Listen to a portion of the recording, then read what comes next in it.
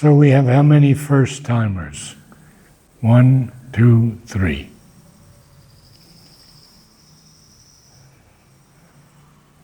Happy to see you.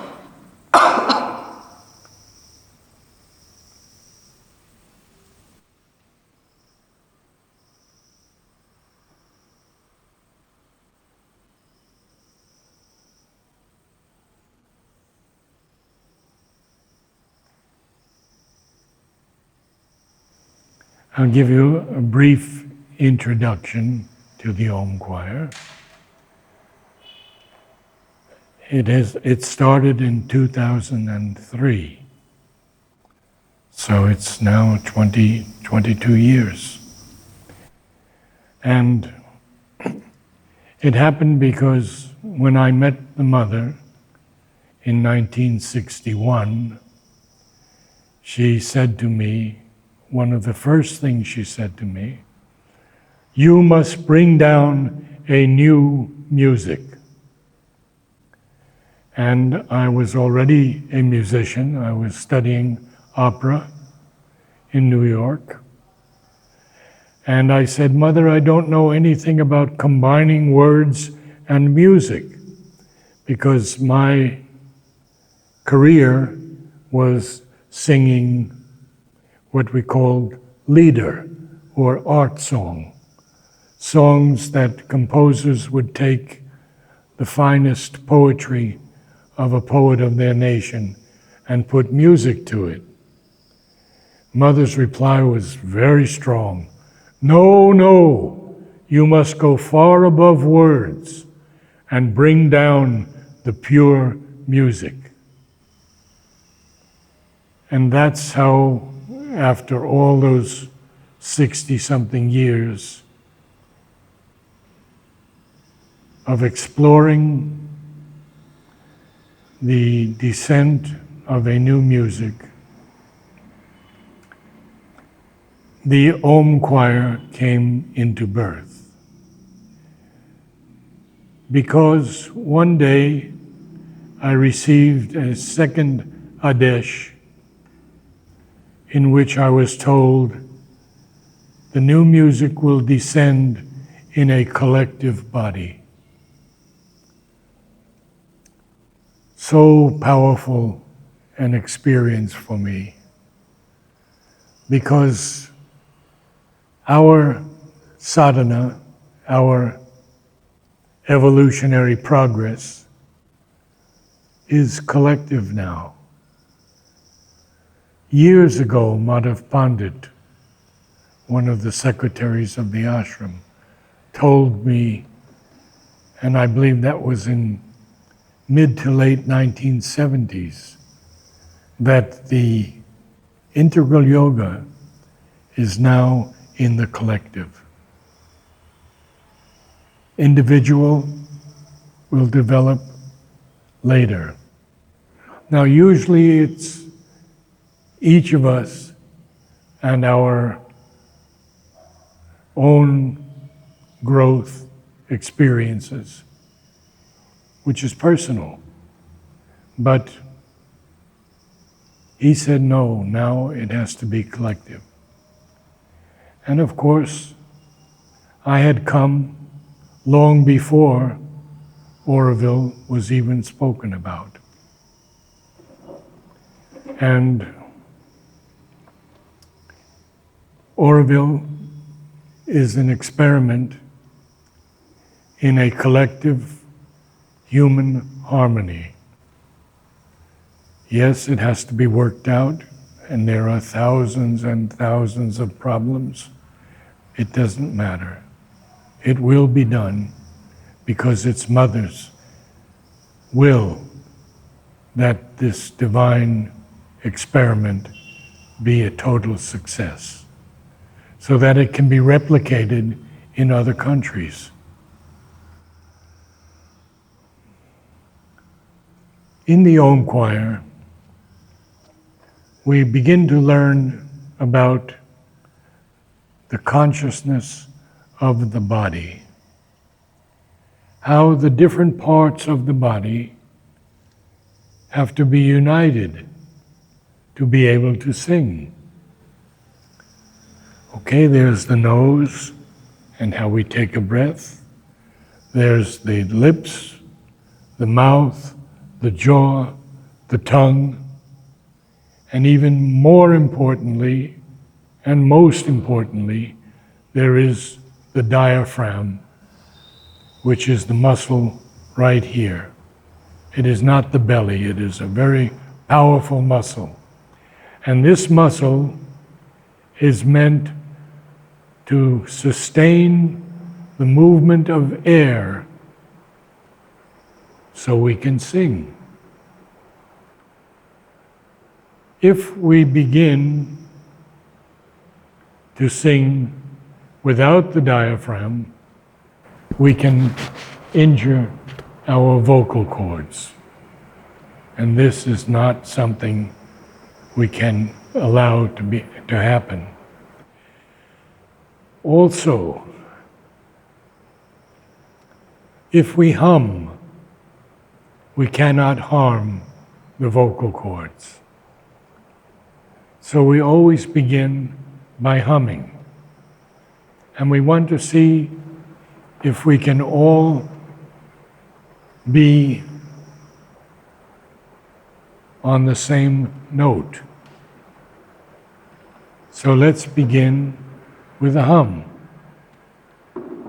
And here's the note.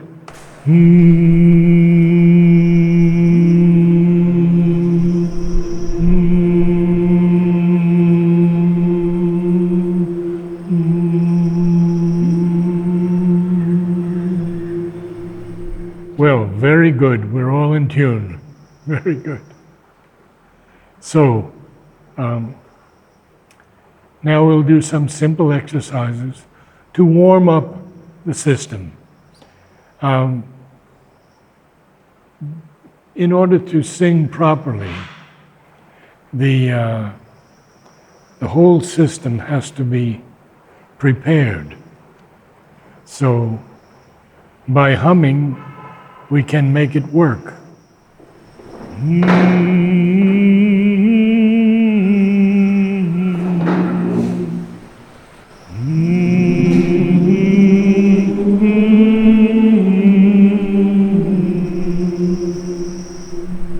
Wow, I'm blessed tonight. Everybody's in tune.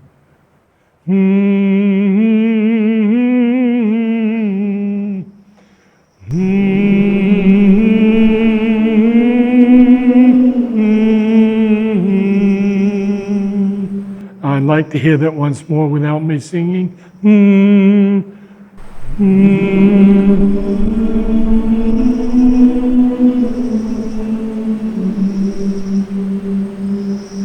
I just heard one that was not quite there, but let's keep going.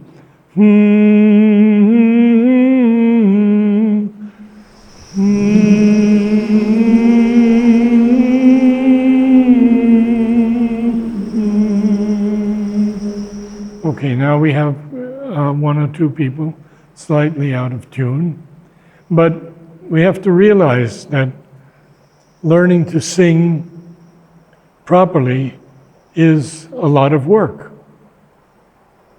There has to be strength, there has to be the ability to sustain a note, there has to be the aspiration for beauty. All of these things come into play as we'll grow, as we'll learn to sing. So we'll go lower now, because I find that many people have a more comfortable lower voice.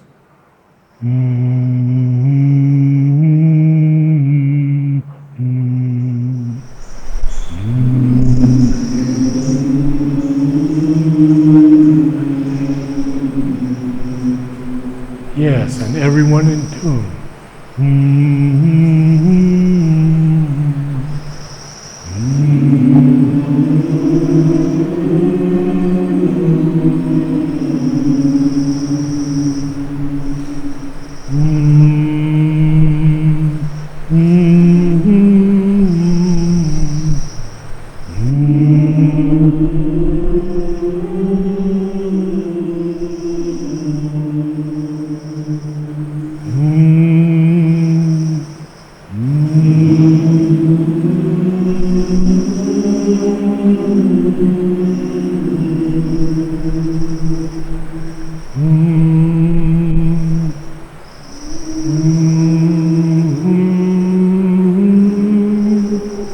Good.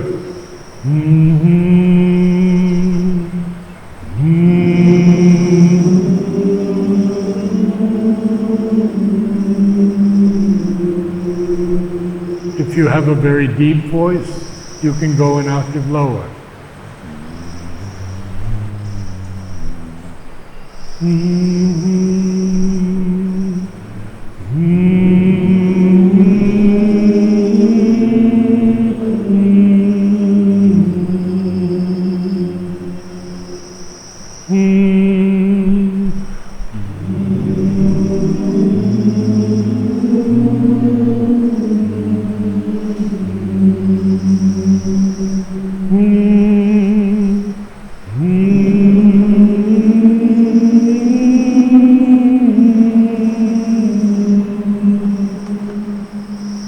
Now on no. No, no, no, no, no, no, no, no, no. No, no.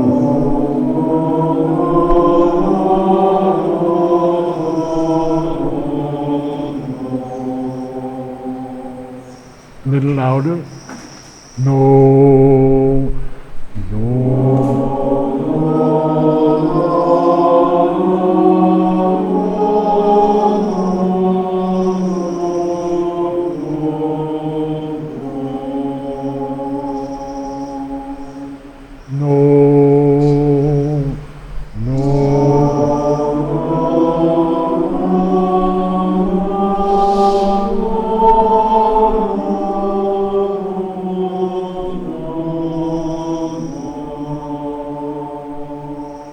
Now, before we continue this exercise, we have to learn how to breathe as singers. So what we do, we have an exercise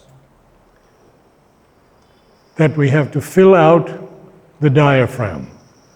And I have two of my students here tonight, so they know how to do it. So Savitri can show us. So if you put your hands just below the ribs. Just on the ribs, on the lowest ribs, the lowest three ribs. Can you feel the three ribs?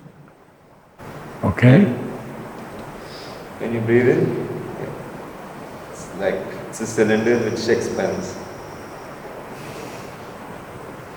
And throughout when you're singing, the attempt is to keep that cylinder strong, pushing outward. The diaphragm has to expand.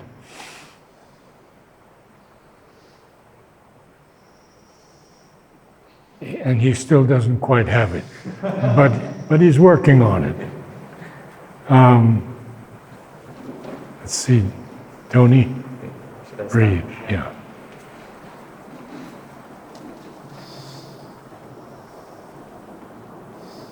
Yeah, but you have to do much, much more. Here, put your hand here. You can see how it's filled out, huh? And this is what holds the air column and supports the voice. And do we hold that engagement? Yes, it never can collapse. Okay, it shouldn't collapse. Okay. Especially the ribs. Don't let the ribs collapse. There you go. No letting them collapse. No. Okay. Okay, you'll learn it. Yeah. Who else wants to try?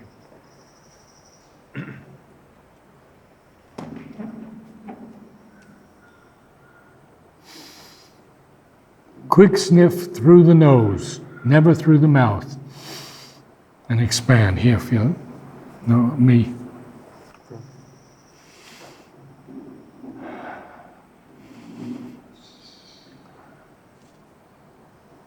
Yes. Hold it. Don't let the ribs collapse. Don't let them go in. Keep them out. Keep them out. Yes. Now you're getting the idea, you see? You don't let me collapse your ribs. Keep them out. You have to hold them out. The moment you collapse the ribs a little bit, the air that you took in goes out. Yeah. So you have to hold it strongly. Anybody else? Okay. So breathe in.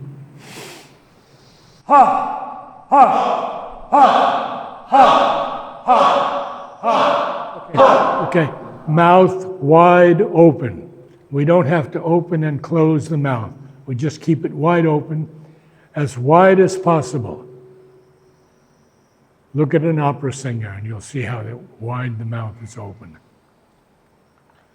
My teacher used to say 3 fingers.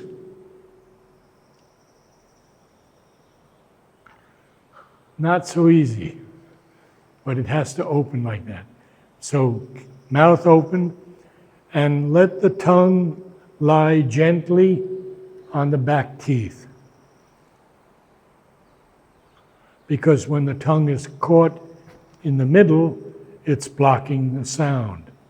So we want it flat again, gently against the back teeth. Okay, ready? Breathe.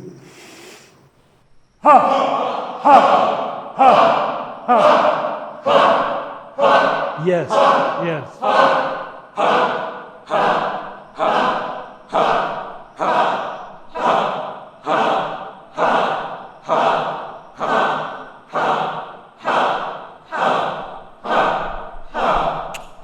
Very good.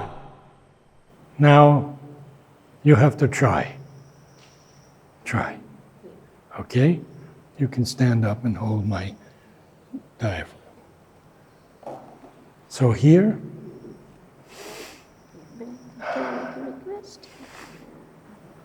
feel it? You breathe right here. This is diaphragm. Breathe.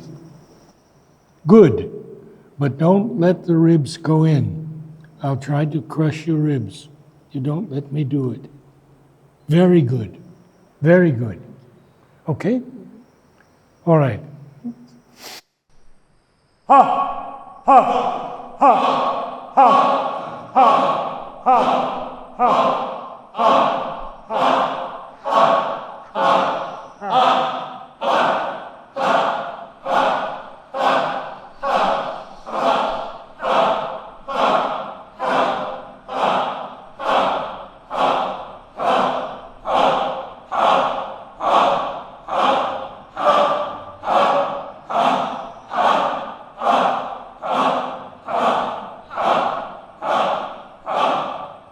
Very good. Everybody.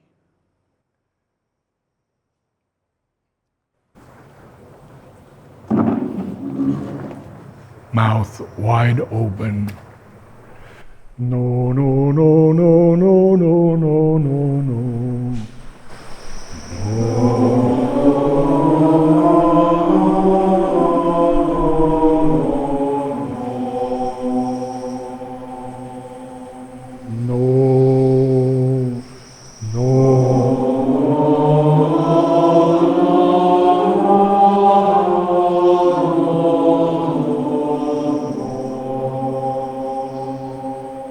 Can I get a little more beautiful? Oh. Oh. No. No.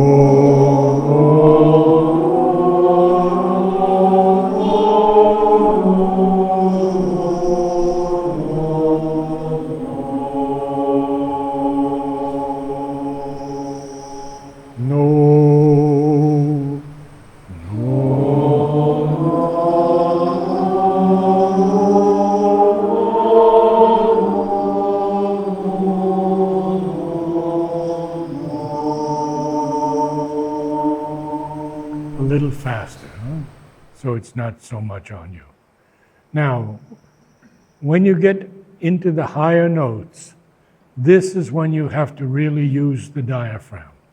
And it's going to push that air column up, so it's easy. Otherwise, you get into what we call a white tone or a spread tone. We don't want. Oh, no, no, no.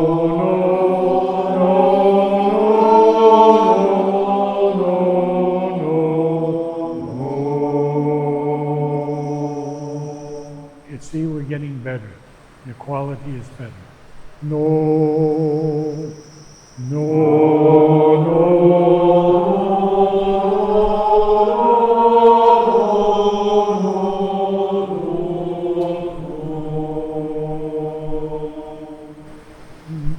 it can be a little more beautiful. Oh, all tried it?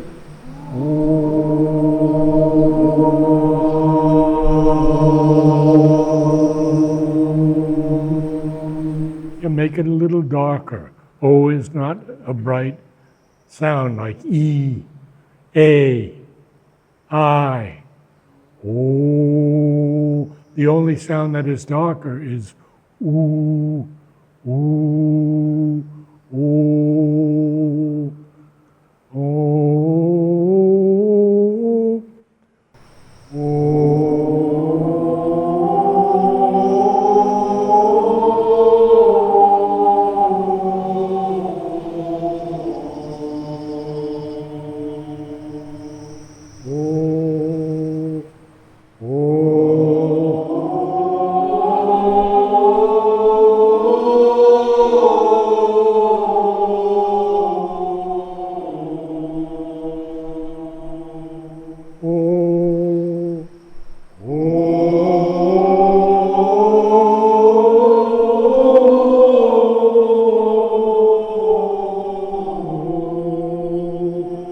Getting up high, use the diaphragm. That's what it's for.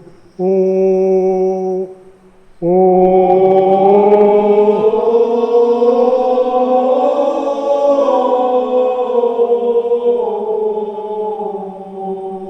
And see how he fell apart a little bit there?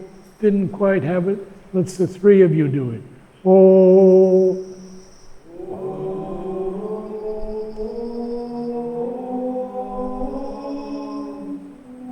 Yes, you can see how it takes time. It takes time. It takes a lot of time. But just stick to it and you'll get it. The first notes that you sang and the lower notes were all correct. So it's a question of how do we get that strength into the upper notes? And it can only be through the diaphragm. Cannot be any other way.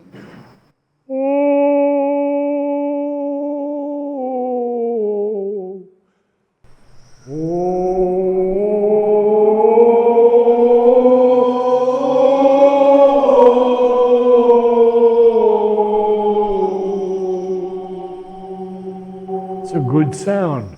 Oh, oh.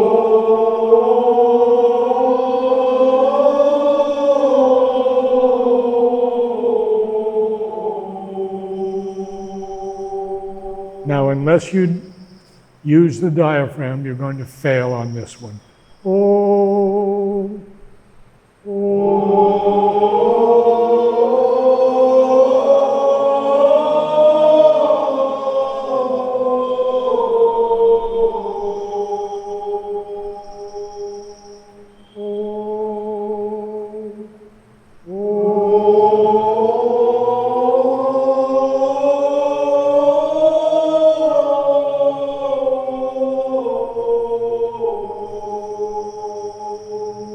and one more. Om. Get ready. Breathe.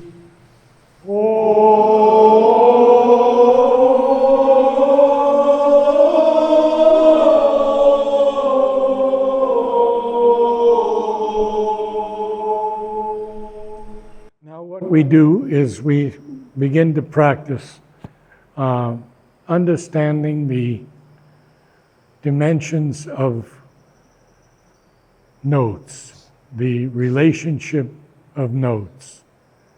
So a perfect fifth is Om, Om, Om. So I want you to hear it by this side taking the low note and this side the high note. Om, Om.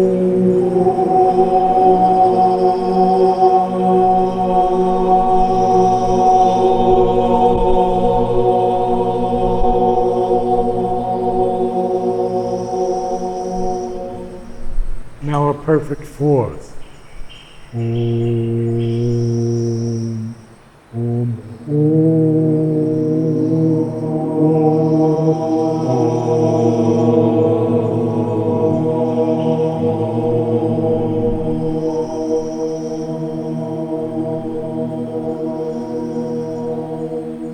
and now a major sixth.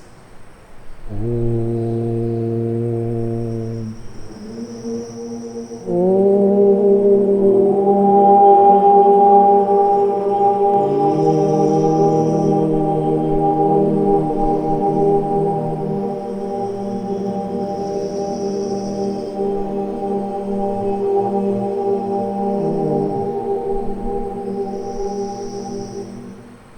beautiful, beautiful chord, isn't it?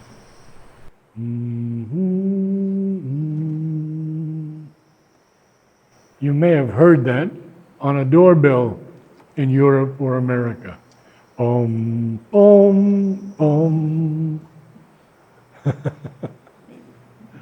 Okay, now, a chord, 4 notes.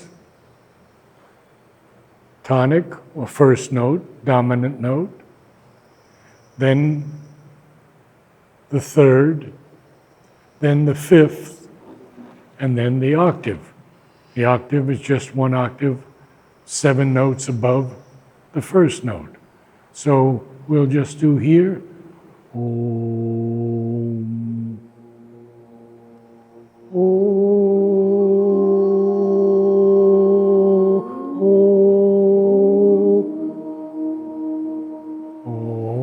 That's okay, take the fifth. Om, Om.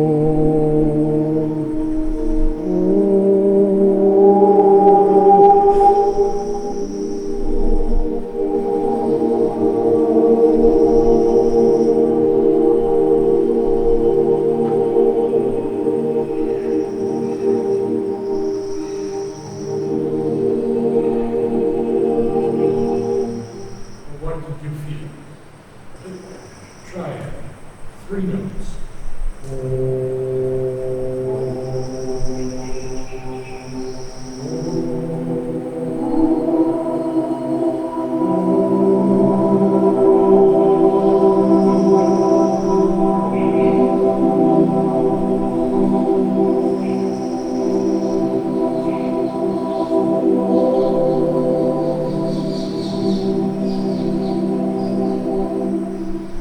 Very good.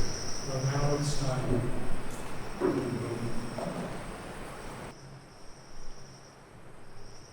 May I have a note?